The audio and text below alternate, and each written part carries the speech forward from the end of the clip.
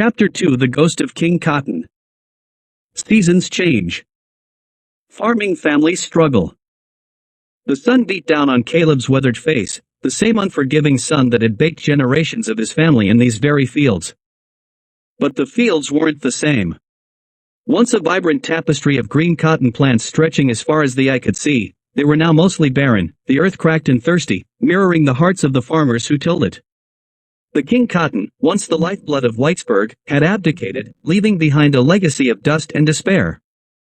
Caleb ran a hand over his brow, wiping away the sweat that mingled with the grime ingrained in his skin, a testament to a lifetime spent wrestling with the earth. His calloused hands, once strong and capable, now trembled slightly, a tremor as subtle as the shift in the wind, but as telling of the years of hard labor and the unrelenting weight of worry. He looked out across his parched land, a landscape that mirrored his own dwindling hope. The once lush green was replaced by brown, cracked earth, a harsh reminder of the failing harvest and the uncertain future. His son, Thomas, stood nearby, his youthful optimism dulled by the harsh realities of their situation. He had always dreamed of farming, of following in his father's footsteps, of carrying on the family legacy. But the land, once a source of pride and sustenance, was now a burden, a constant reminder of their dwindling fortunes. The weight of expectation, the weight of tradition, the weight of a failing farm, it all pressed down on his young shoulders. "Pa," Thomas began, his voice barely a whisper, lost in the vastness of the empty field, maybe we should just give it up." The words hung in the air, heavy with unspoken sorrow and the resignation of a dying dream. Caleb looked at his son, his heart aching with a mixture of pride and despair. Pride in his sons. Resilience in his willingness to face the truth, but despair at the thought of surrendering to the inevitable. The farm wasn't just land, it was a history, a legacy, a connection to generations past. To abandon it felt like abandoning a part of himself, a part of his soul. "Not yet, son," Caleb said, his voice gruff but laced with a stubborn determination. "We've weathered worse storms than this. We'll find a way. We always have." But even as he spoke, doubt gnawed at him. The words were as much a reassurance to Thomas as they were to himself. Caleb and Thomas's story was not unique. Their neighbors, the Johnsons and the Millers, had their own struggles. It seemed that the entire community of farmers was facing a collective battle against economic hardship. And into this bleak landscape, an annual visitor arrived, bringing with him a unique brand of entertainment and a brief respite from their troubles. The dismal navel-gazing was pleasantly interrupted by a funny but a welcome annual migration of the goat man from near Macon. He was a sight to endure. Cheese McCartney, known far and wide as the Goat Man, traveled the South with his flock of goats in an old, goat-pulled wagon. A self-proclaimed itinerant preacher, he spread his message of simple living and faith in unconventional ways. The farmers of Whitesburg looked forward to his visits, which brought a touch of levity to their otherwise arduous lives. As the Goat Man rolled into town, the residents of Whitesburg gathered around his wagon. The children, especially, were fascinated by the unusual sight of a man traveling with a herd of goats. Goat Man put on a show, preaching fire and brimstone with a dramatic flair, his goats bleating alongside him as if they, too, were part of the performance. He told tales of his travels, spinning yarns that grew taller with each telling. The farmers, weary from their struggles, found solace in his larger-than-life presence and the temporary escape he offered from their worries. Goat Man's visits became an annual tradition, a bizarre yet beloved interruption to the farmers' hardscrabble lives. He brought with him a reminder that, no matter how tough times got, there was always room for a little laughter and wonder. And perhaps, just perhaps, a bit of hope that they, too, could weather the storms and find their way back to prosperity.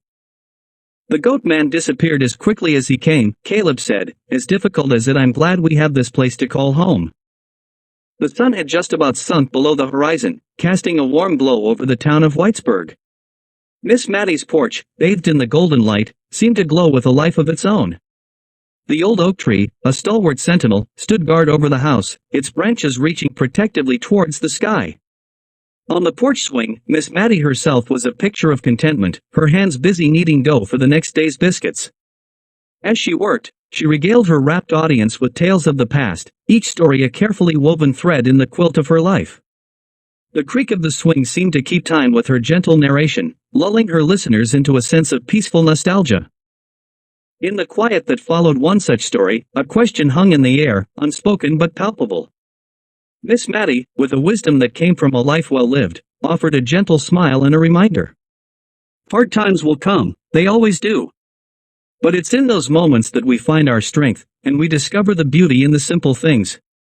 Like the feel of warm dough beneath your fingers, the sound of laughter ringing through Jake's store, or the peacefulness that comes with knowing your community has your back.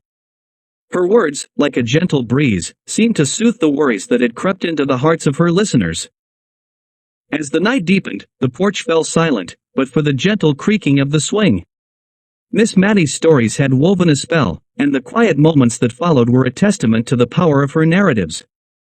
In the stillness, one could almost hear the whispers of the town itself, a quiet southern haven where resilience and community were the very fabric of their existence. Miss Mattie began bouncing with stifled laughter. Someone asked, "What's so funny?" Miss Mattie said when they mentioned crickets, "I remembered the time when Tater Sims went with me to Antioch Church, on Highway 5 to listen to a choir musical. As we were listening to the music with the windows in the sanctuary open, I leaned over to him and said that is beautiful sound, isn't it? I was listening to the choir while Tater was listening to the crickets and other insects making the noise outside. He said, yes, it's beautiful, but did you know that they make that music by rubbing their hind legs together?" The sun continued to beat down relentlessly on Caleb and the parched fields of Whitesburg. The announcement from the county school superintendent that students would have 2 weeks off to help with the cotton harvest was met with a mix of emotions. On the one hand, it was a much-needed break from studies, but the true reason behind it was a stark reminder of the land's sad state. Caleb, a wise old soul, decided to take the opportunity to teach the students about the land's history and the importance of cotton to their community. With a twinkle in his eye, he gathered the young ones around him and began to spin tales of the vibrant green fields of old, painting a picture of a time when cotton was king, and the land was lush. He spoke of the hard work and dedication of their ancestors, but also weaved in humorous tales of mischievous students playing pranks amongst the cotton bolls. As the students listened, their initial reluctance turned into enthusiasm. They began to see the 2 weeks as an adventure, a chance to connect with their heritage and make their own mark on the land. With Caleb's guidance, they set out each day, armed with bags, ready to tackle the fields.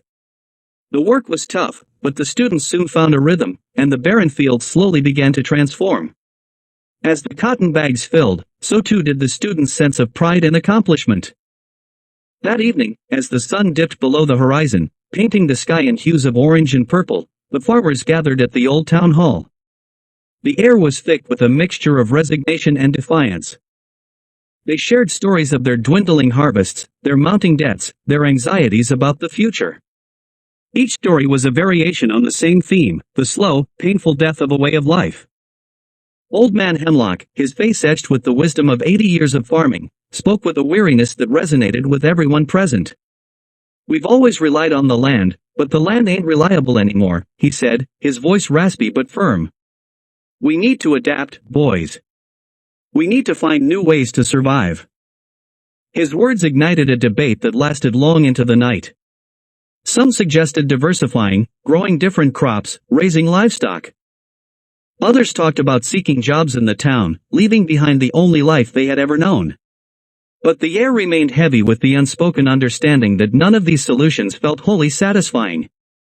Changing crops wouldn't magically solve the issues of soil depletion and market fluctuations. Leaving the land felt like abandoning an inheritance, a connection to their roots that ran deeper than blood. Martha Johnson, her eyes red-rimmed from sleepless nights and worry, spoke of her family's struggle. "My husband, he's got that look in his eyes," she said, her voice breaking.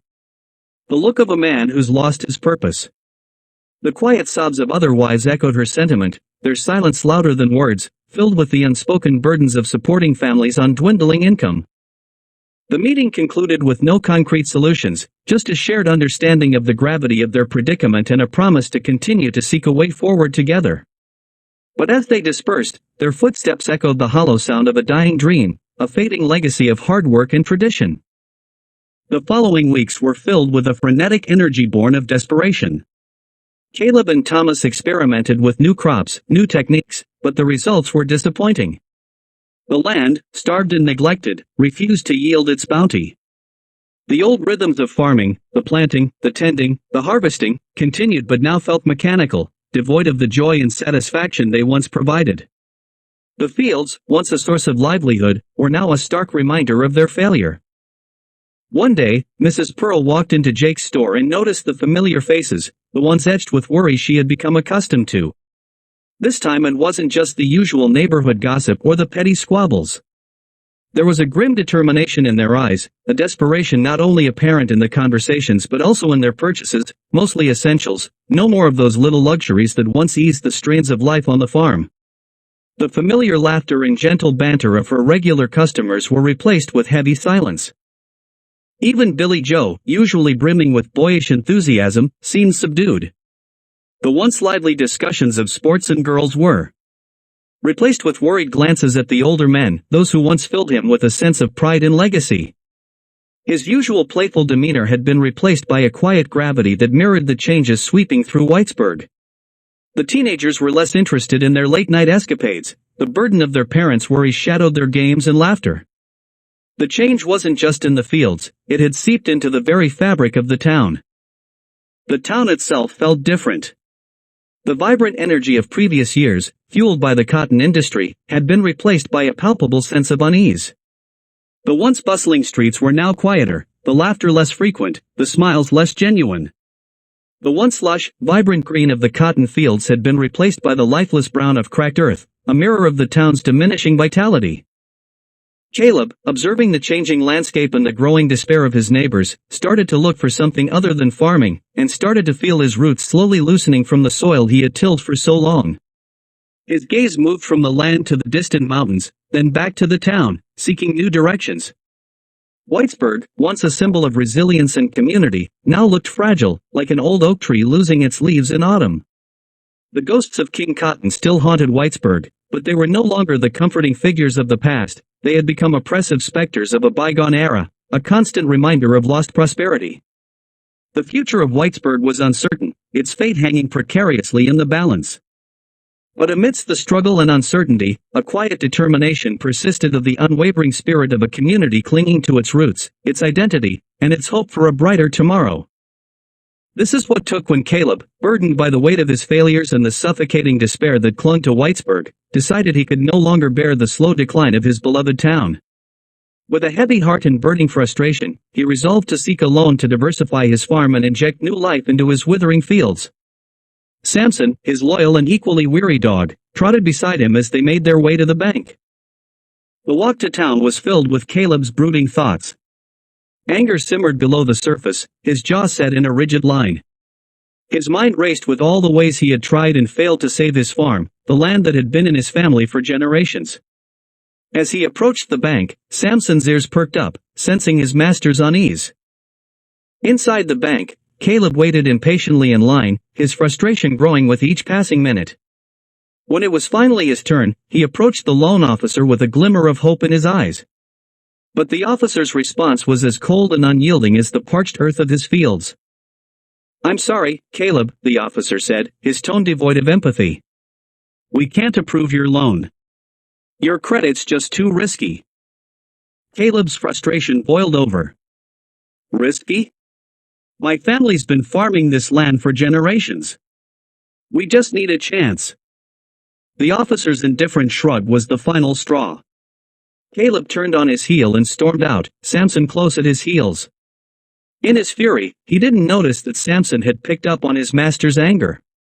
The dog bared his teeth, sensing an enemy. As Caleb stormed out of the bank, Samson trotted beside him, sensing his master's agitation. The rejection was a heavy blow, and Caleb's frustration turned to a bleak resignation. The town's decay was mirrored in its own sense of failure, and it all seemed almost unbearable. But Samson, the ever-loyal companion, had other plans. Unable to bear the sour taste of defeat in his master's demeanor, his canine instincts kicked in. As they reached the bank's entrance, Samson suddenly turned around and darted back inside, his ears pinned back, and his teeth bared. The bank's customers and staff turned into shock as the determined dog made a beeline for the loan officer. With a swift leap, Samson sank his teeth into the officer's pants, giving a firm tug as if to say, "How dare you deny my master?" The officer's face turned ashen, and the pandemonium erupted.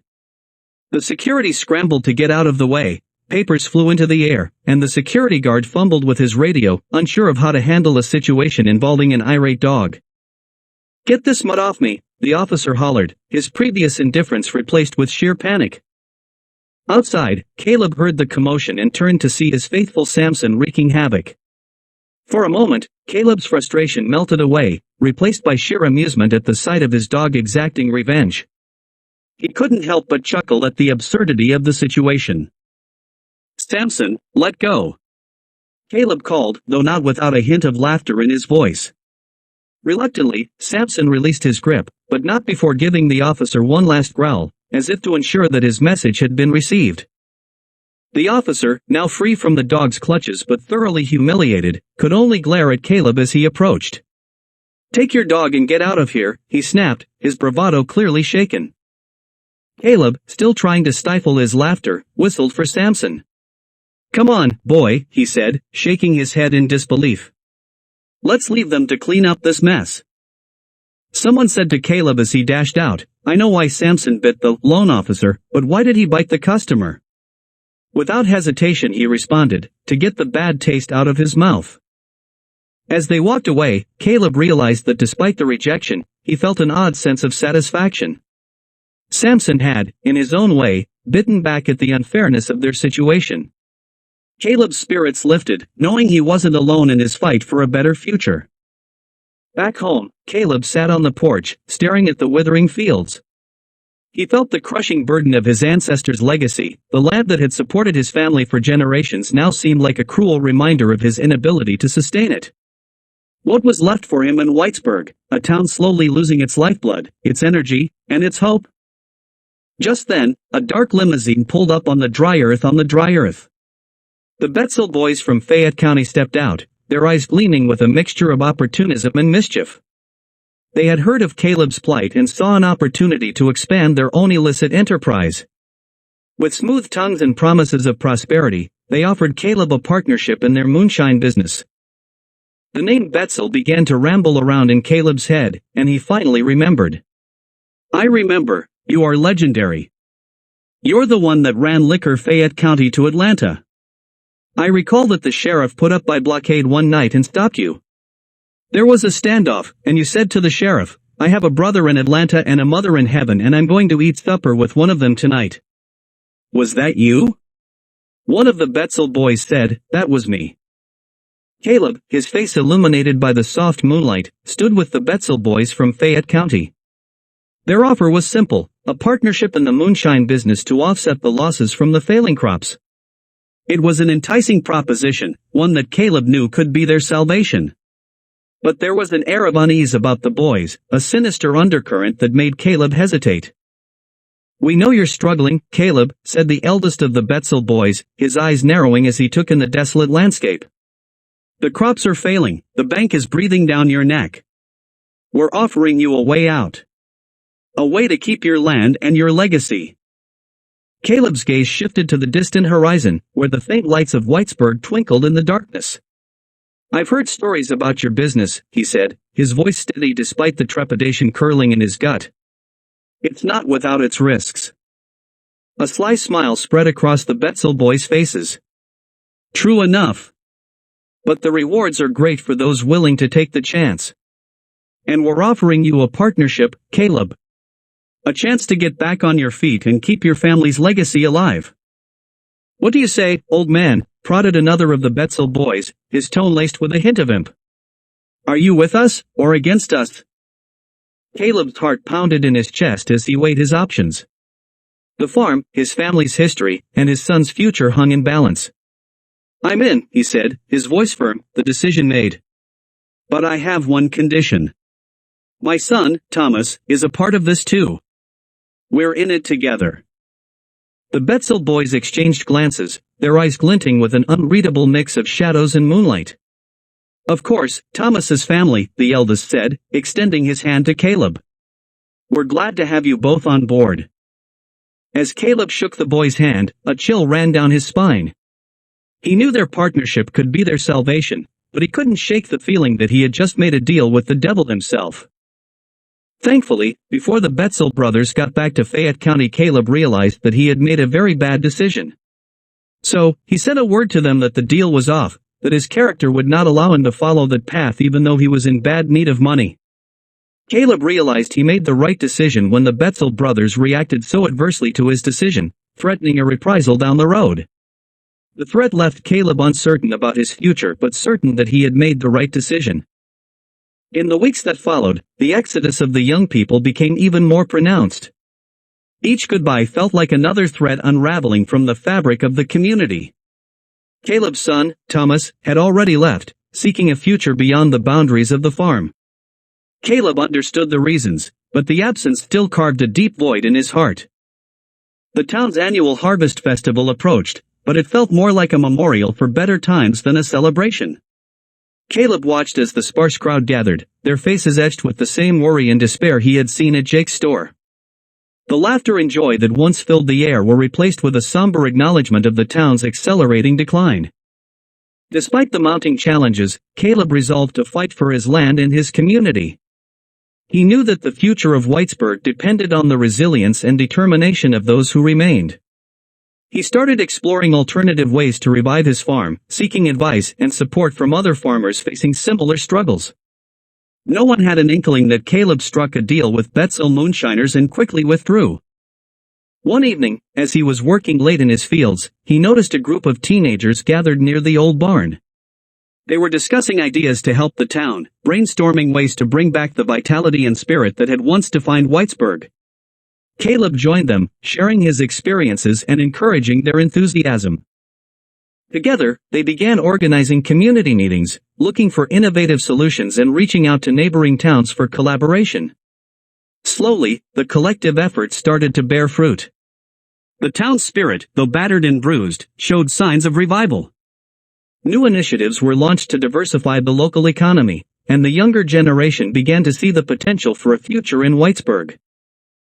Caleb's determination and the community's resilience became the foundation for a new chapter in the town's history. Though the road ahead was fraught with challenges, the unwavering spirit of Whitesburg's inhabitants kindled hope for a brighter tomorrow.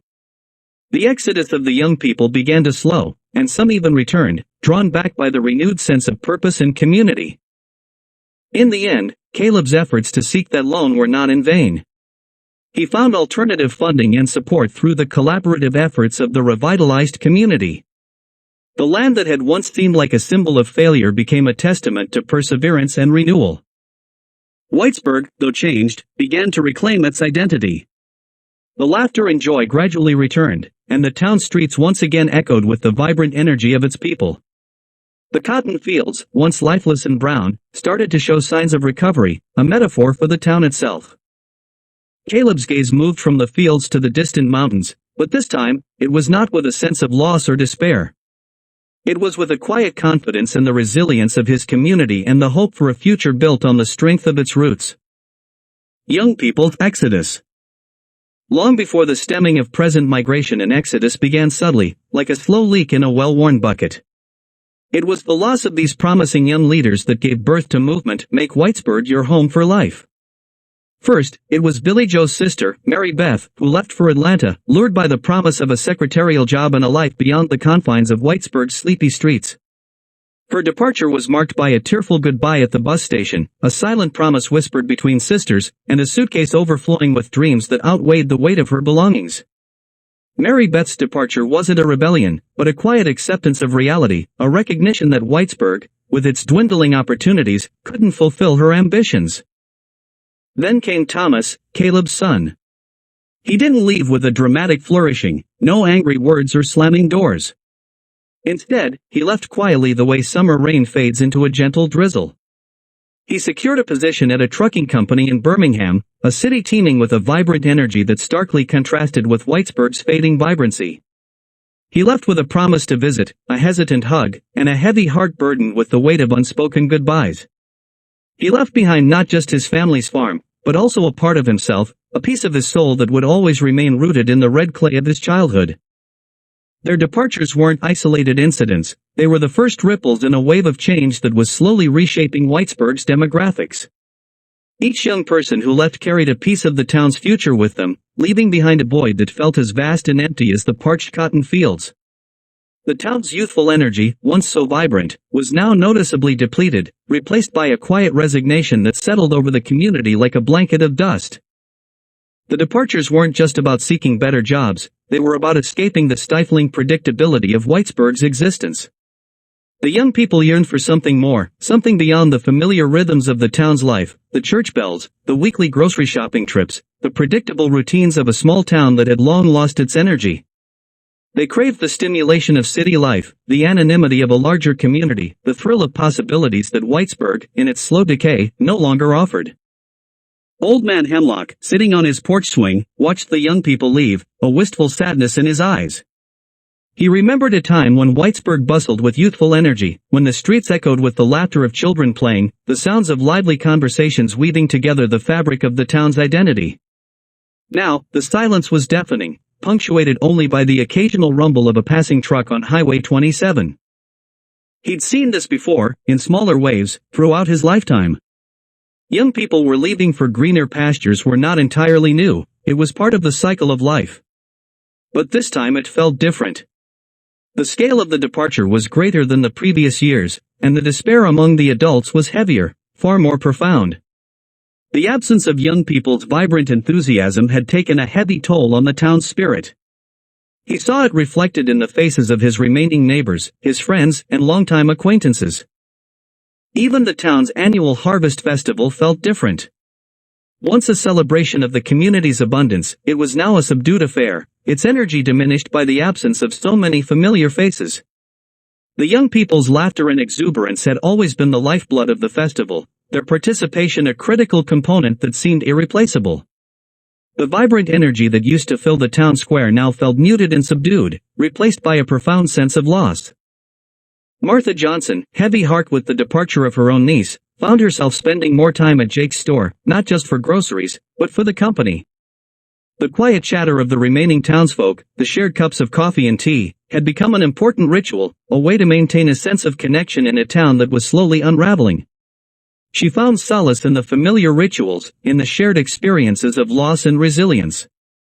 The familiar stories, however, were no longer about shared joy and success but about departures and hopes unfulfilled. The church, once a vibrant center of community life, also felt the impact of the exodus. The youth group, once bustling with activity, had dwindled to a handful of members. Sunday services, once filled with the enthusiastic singing of hymns, were now quieter, a reflection of the town's waning energy. The once vibrant community events surrounding the church also began to dwindle. Even the local high school, once overflowing with students, began to show signs of decline. Fewer students meant fewer extracurricular activities, fewer school dances, and fewer opportunities for the remaining children to create lasting memories. The vitality that the town and its institutions depended on diminished with each young person who had left their hometown behind. The older generation struggled to comprehend the changes sweeping through Whitesburg. They had grown up with a sense of community, of belonging, that was now slowly eroding. They couldn't understand the young people's desire for something more, for a life beyond the familiar boundaries of their hometown. They remembered the pride of working hard in building a life from the rich soil of their lands. The idea of abandoning that legacy was almost unimaginable to them. Yet, they also understood the harsh realities of their situation.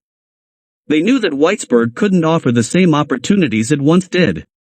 The declining cotton industry, the lack of jobs, the limited prospects, these were facts they couldn't ignore.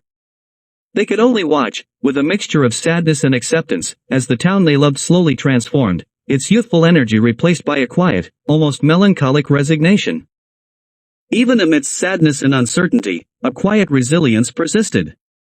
The people of Whitesburg, though facing the painful reality of their young people's exodus, clung to their community, their traditions, and their hopes for a brighter future. They continued to gather at Jake's store, sharing stories, offering support, maintaining the threads of their community through the difficult times. They maintained their faith, found comfort in their shared beliefs and prayers, and strengthened by their community in the face of change and uncertainty.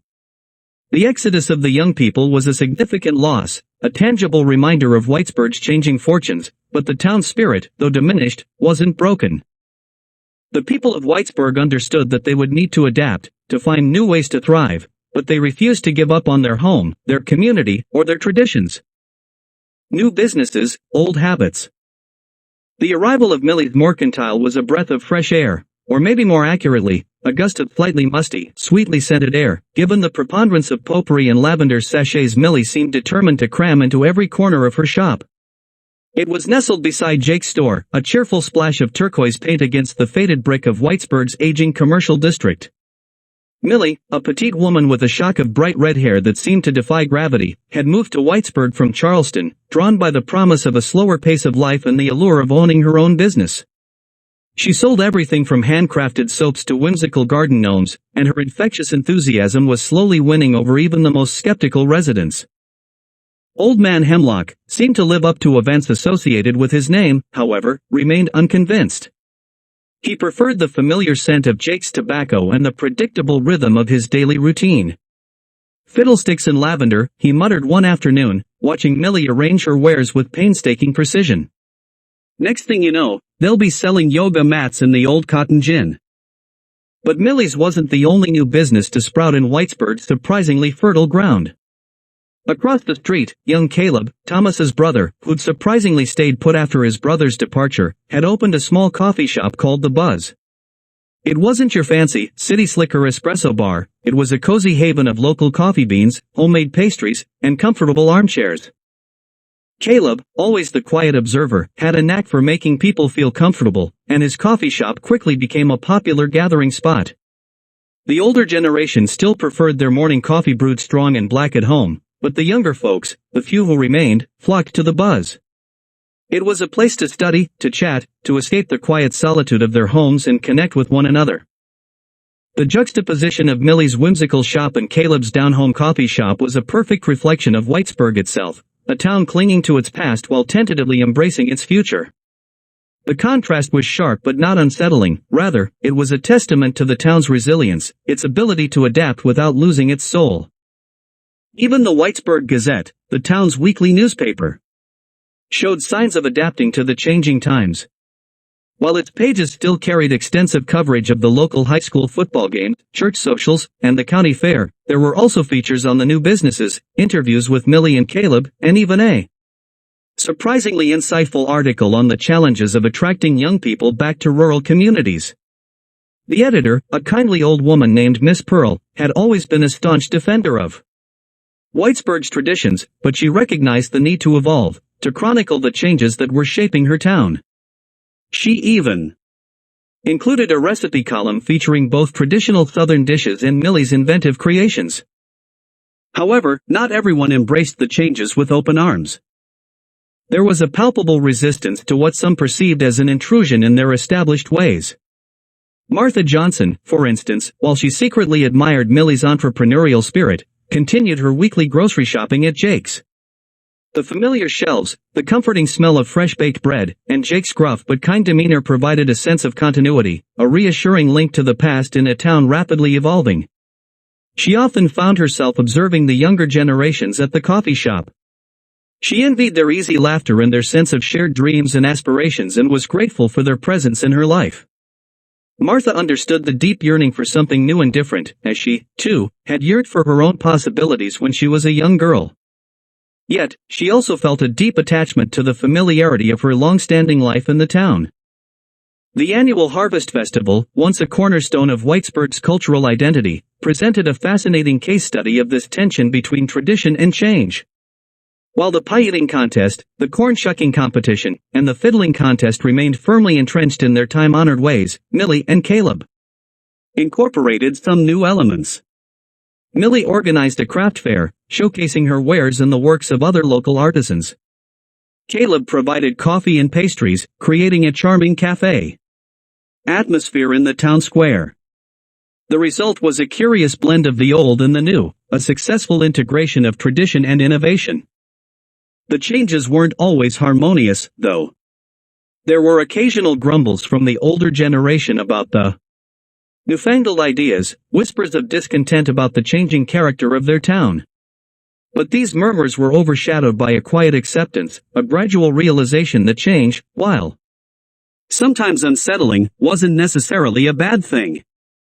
They found a way to accommodate the new, to incorporate it into the tapestry of their lives without sacrificing the traditions that gave their town its unique character. Old Man Hemlock, despite his initial skepticism, found himself drawn to the warmth of Caleb's coffee shop on chilly mornings. The rich aroma of freshly brewed coffee was a comforting scent. He'd sit there, sipping his coffee, observing the young people, listening to their conversations, their laughter echoing in the space. He found himself enjoying the warmth of their shared company, a sense of shared human connections. He even ventured into Millie's mercantile one day, drawn by the promise of lavender-scented soap. He emerged, surprisingly, with a small, intricately carved wooden bird, a whimsical piece that reminded him of the days when he was a young boy, when the world felt full of possibilities. The arrival of Millie and Caleb didn't replace Jake's store or the Whitesburg church, it complemented them. The new businesses didn't obliterate the old traditions, they enriched them, creating a more vibrant and complex community. The town's evolution was a delicate balance, a testament to its ability to adapt and to its enduring sense of community. Whitesburg was still a small town, but it was slowly changing, quietly embracing the future without abandoning its rich past. The town had found a way to honor both the rhythms of its past and the aspirations of its future. The quiet resistance to change gradually gave way to quiet acceptance. The town's rhythm was shifting, slowing down in some ways, but accelerating in others. It was a delicate dance, a graceful choreography between the familiar and the new, the old and the young. Whitesburg wasn't just surviving, it was evolving, finding new ways to thrive and still clinging to the essence of what made it a unique and special place. The old ways persisted, not out of stubbornness, but out of a deep-seated love for their heritage. The new ways were welcomed, not out of a desire to abandon their identity, but out of the hopes for a stronger, more vibrant future. The town's future, though uncertain, was a beautiful tapestry woven from the threads of the past and the aspirations of the future. The townspeople were creating their own narrative, their own version of change that was beautiful, vibrant, and undeniably Whitesburg. A wedding and new beginning. The crisp autumn air, scented with wood smoke and the faint sweetness of decaying leaves, hung heavy over Whitesburg as the wedding preparations commenced. It was a small wedding, a testament to the town's intimate nature, but the energy it generated was anything but small. Sarah Jane, the daughter of Martha Johnson, was marrying Thomas's younger brother, Caleb, a union that felt symbolic in more ways than one. It was a bridging of generations, a blending of the old and the new, mirroring the subtle transformation sweeping through Whitesburg. The ceremony took place in the Whitesburg Church, a venerable structure that had witnessed countless weddings, baptisms, and funerals. Sunlight streamed through the stained glass windows, casting kaleidoscopic patterns on the worn wooden floor. The air hummed with quiet anticipation, punctuated by the hushed whispers of the congregation, the rustle of dresses, and the occasional nervous cough. Martha, her eyes slightly red-rimmed but her smile bright, adjusted Sarah Jane's veil, a delicate lace creation that had belonged to her grandmother. The veil, like the town itself, held the weight of history and the promise of the future.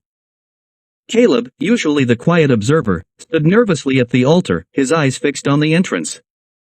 He shifted his weight from one foot to another, a stark contrast to his usual calm demeanor.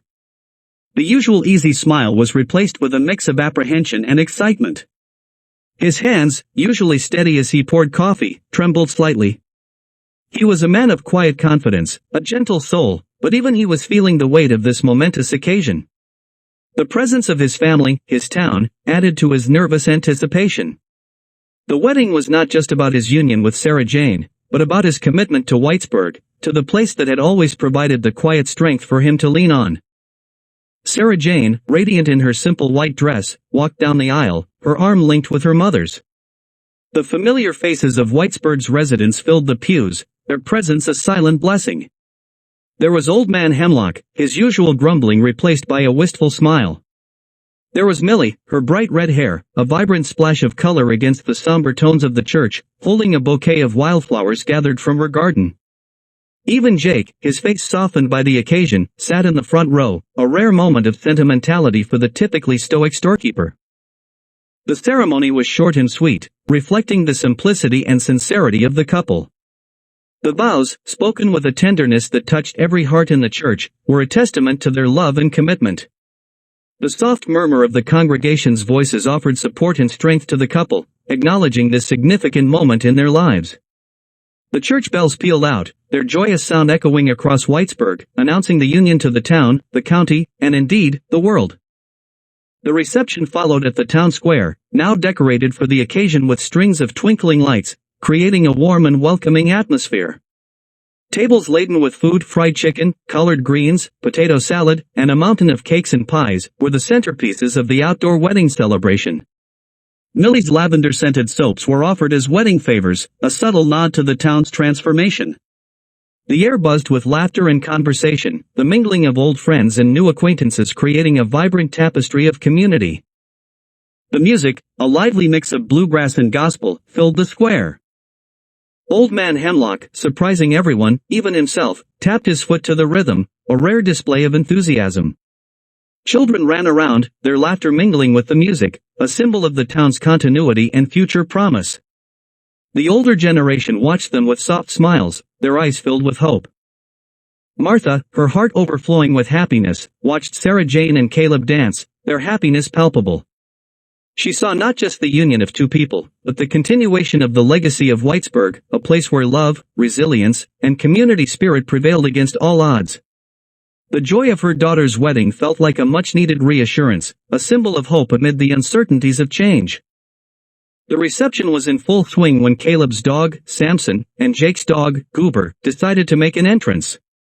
The two dogs, usually the best of friends, had apparently decided that the celebration was the perfect setting for a game of chase. They came barreling into the town square, their eyes sparkling with mischief, and their tongues hanging out in happy grins. The guests, at first, didn't know what to make of the four-legged additions to the party, but soon, the chaos ensued. Samson and Goober weaved in and out of the tables, knocking over drinks, sending napkins flying, and causing a trail of chaos in their wake. The guests scrambled to get out of their way, some laughing, some shouting, and a few brave souls even trying to catch the unruly duo.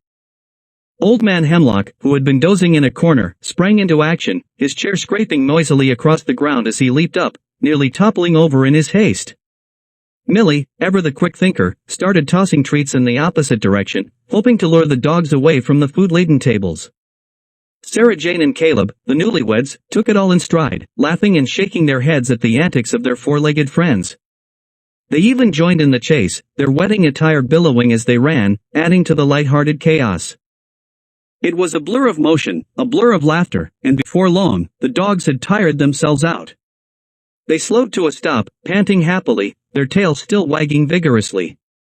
The guests, too, slowed down, catching their breath and realizing that no major disasters had occurred. The food was mostly untouched, and the soap remained safe in place. The chaos of the dog chase had added a layer of humor and warmth to the reception, a story that would be retold for years to come. The recovery was swift, and the celebration continued, now with an added element of camaraderie and shared laughter. Later in the evening, as the stars began to emerge, the festivities wound down. The town's residents, their faces flushed with happiness and fatigue, began to disperse, leaving the square bathed in the soft glow of moonlight. The wedding had been more than just a celebration of a new beginning for a couple, it was a reaffirmation of Whitesburg's enduring spirit, its ability to adapt and thrive. The wedding showcased the town's remarkable ability to weave together tradition and change, humor and pathos. There was a sense of shared understanding, a silent acknowledgement of the town's struggles and the resilience of its people. The event became a symbol of their enduring faith, and a celebration of hope. As the guests departed, carrying with them the warmth and joy of the celebration, Sarah Jane and Caleb stood together, gazing at the illuminated square. Their hearts were full of happiness, a joy that reflected the spirit of Whitesburg itself. Their new beginning was a testament to the town's ability to balance its past with its future, its rich history with its evolving identity. The wedding, a tiny spark in the vast canvas of Whitesburg's story, illuminated the resilience of its people and their enduring faith in a better tomorrow. The quiet hum of the town seemed to settle as the wedding celebrations faded. The usual stillness of Whitesburg's evening settled in. But this time, the stillness felt different. There was an underlying sense of contentment, a quiet satisfaction that came from witnessing the community come together to celebrate. The wedding was a symbol of the town's resilience, a testament to its ability to adapt while honoring its traditions. Couples chuckled on their way home as they remembered the chaos in wake of Samson and Goober chasing each other through the reception. A tale repeated for years to come. The next morning, the town awoke to a fresh blanket of snow. The white landscape was a stark contrast to the warm glow of the previous night's celebrations. Yet, the snow seemed to represent a clean slate, a fresh beginning, mirroring the new chapter in Sarah Jane and Caleb's lives. The snow, pristine and undisturbed, reflected the quiet hope that permeated the town. The contrast between the festive wedding night and the serene snow-covered morning highlighted the unique character of Whitesburg. It was a town that knew both joy and sorrow, celebration and struggle. It was a town that adapted and evolved and yet held on to its roots. The wedding, a celebration of new beginnings, served as a poignant reminder that even in the face of challenges, life went on, full of hope and community. And so, life continued in Whitesburg. Millie's Mercantile remained a vibrant spot of color, while the buzz continued to serve its comforting cups of coffee. Jake's store remained in the heart of the town, and the Whitesburg church stood as a steadfast reminder of faith. And during these familiar landmarks, the quiet rhythm of life continued its gentle pulse, bearing witness to the gradual, and occasionally chaotic, dance of tradition and change. The wedding, a beacon of hope in the evolving narrative of the town, was seamlessly integrated into the ongoing story of Whitesburg, a testament to the town's remarkable ability to embrace both the old and the new. It was a story of resilience, of community, and of the simple, enduring power of love in a town that was both steadfastly traditional and gracefully adapting to the currents of change. Unexpected visitors. The quietude following Sarah Jane and Caleb's wedding was short-lived. The stillness, usually a comforting blanket draped over Whitesburg, was shattered by the arrival of a beat-up, cherry-red pickup truck, its tires spitting gravel as it screeched to a halt in front of Jake's store. From it tumbled three figures, dusted with the grime of the road and smelling strongly of diesel and something vaguely resembling burned coffee. Two were men, brothers, judging by their similar build and the way they constantly exchanged glances, a silent conversation woven into their every movement. The elder, a tall, lean man with eyes that held the weariness of a long journey, introduced himself as Silas. His younger brother, shorter and stockier, with a mischievous glint in his eye, was introduced as Jebediah. The third was a woman, youthful and vibrant, her bright laughter echoing through the otherwise quiet street. She was introduced as their cousin, Magnolia. Their arrival was met with a mixture of curiosity and apprehension.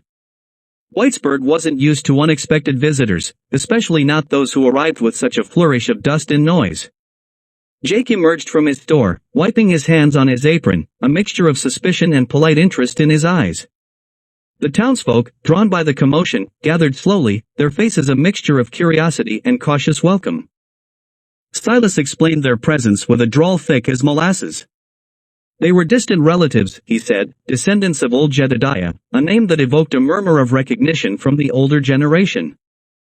They had heard tales of Whitesburg, of its resilience, and of the strength of its community. They had traveled from far and wide from the bustling city of Atlanta, no less, to reconnect with their roots, to see the town their ancestor had called home. Their arrival immediately ruffled the feathers of some.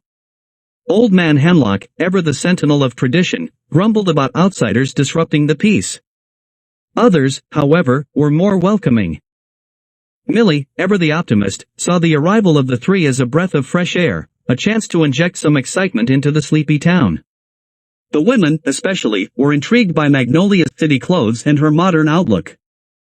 Magnolia, unlike her brothers, embraced Whitesburg with an open heart. She was fascinated by the town's simplicity, its unhurried pace, and the strong sense of community. She spent hours in Millie's Mercantile, fascinated by the handmade soaps and the local crafts. She helped Millie with her work, her city-home efficiency, a welcome addition to the usually languid pace of the store. She charmed the children with stories of the city, her tales of skyscrapers and bustling streets a stark contrast to their quiet, predictable lives. Silas and Jebediah, however, were more reserved. They seemed reluctant to fully embrace Whitesburg's rhythms.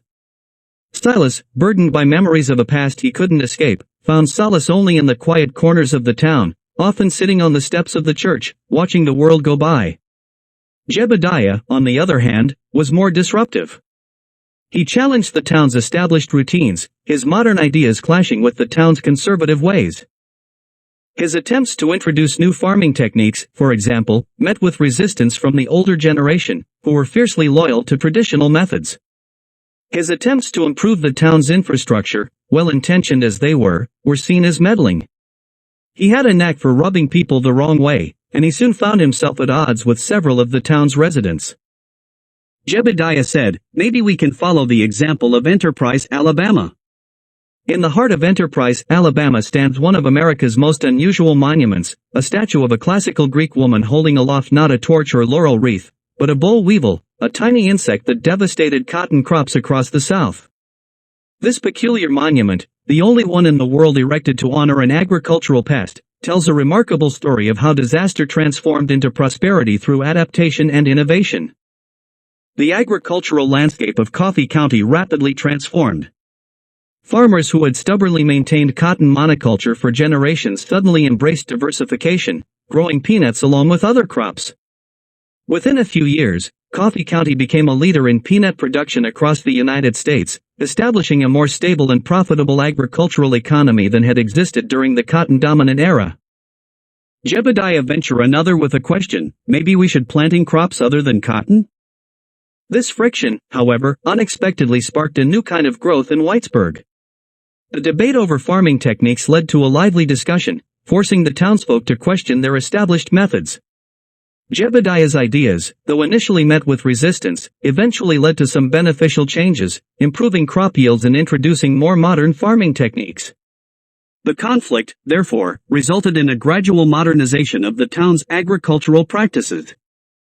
Magnolia, meanwhile, fostered a new appreciation for the town's rich heritage. She documented the town's history, interviewing its oldest residents and gathering stories that had been passed down through generations. She helped establish a small historical society, bringing together diverse voices and perspectives, which helped the town's understanding of its own past. Her energy and enthusiasm helped instill a sense of pride in the town's heritage. The arrival of the unexpected visitors, therefore, became a catalyst for change. It forced Whitesburg to confront both its strengths and its weaknesses, its traditional ways and its need to adapt. The initial apprehension gave way to a tentative acceptance, then to a grudging respect, and finally, to a surprising camaraderie. The outsiders, initially perceived as a disruption, became an integral part of the town's evolving narrative. Silas, initially withdrawn, found a sense of belonging in the town's quiet rhythm. He helped Jake in the store, his quiet competence a welcome addition to the store's steady operation.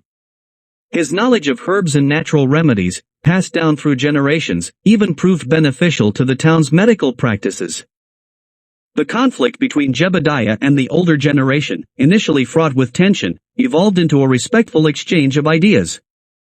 The stubbornness of the older generation ultimately met with the practicality of Jebediah's modern ideas, resulting in a compromise which benefited both the older farming practices and the new methods. Magnolia, the bridge between the old and the new, found herself at the heart of this transformation. She became a beloved figure in Whitesburg, her vibrant spirit and open-mindedness helping to foster unity and understanding. She organized festivals, showcasing the town's talents and cultural heritage. She became a unifying force, connecting the different generations and bringing them together in a collective celebration of both the old and the new. The winter following the arrival of Silas, Jebediah, and Magnolia saw Whitesburg transformed. The snow, once a symbol of isolation, now fell upon a community invigorated by new perspectives and a renewed sense of purpose. The town was no longer just a relic of the past, clinging to its fading glory. It was a vibrant community, embracing change while preserving its traditions. The rhythm of life, once predictable and almost monotonous, now beat with a new energy, a new rhythm reflecting its integration of old and new. The unexpected visitors had not only disrupted the quiet life of Whitesburg, they had, in their own unique ways, enriched it. They had added a new dimension to the town's identity, adding depth and complexity to its narrative. Their arrival, initially a source of apprehension, transformed into a catalyst for growth and renewal, proving that sometimes, the most unexpected visitors bring the most profound changes. The seeds of change, sown by the arrival of these unexpected visitors, blossomed, transforming the life of Whitesburg and shaping its future in ways no one could have anticipated. And as the seasons turned once more, Whitesburg stood ready, stronger and more vibrant than ever before, a testament to its resilience, its adaptability, and its enduring community spirit.